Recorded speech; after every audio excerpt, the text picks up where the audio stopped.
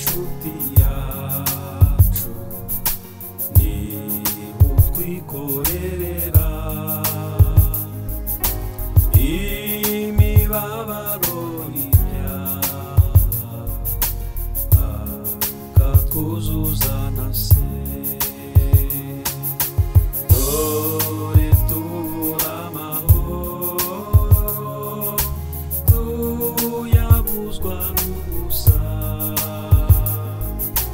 kuko tudasaba neza ibyo dukena byose.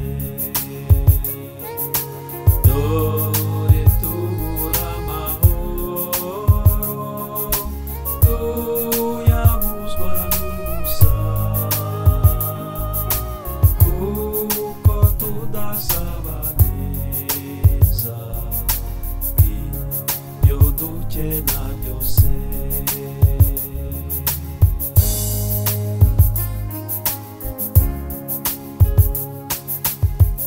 Nitugira ibyago byinshi tugashukwa n'umubi tumuganyira amaganya kuko yadukuraho. Hari ibindi nshuti nk'iyi yababarana natwe, Yesu azi intege nke zacu twisunge dusaba.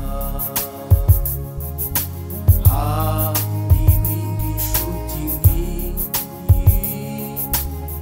yababarana natwe,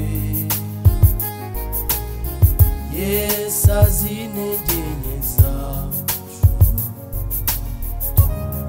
twisunge dusaba.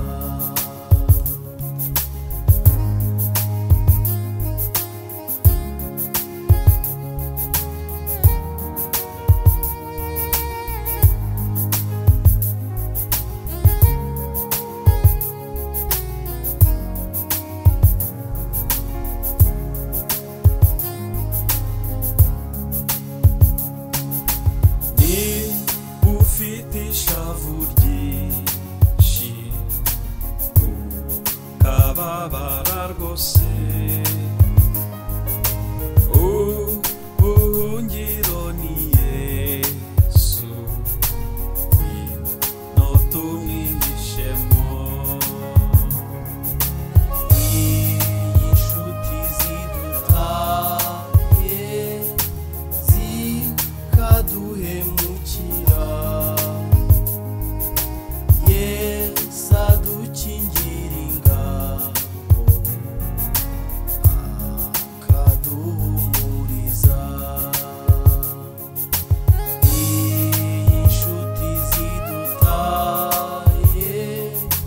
zikaduhemukira,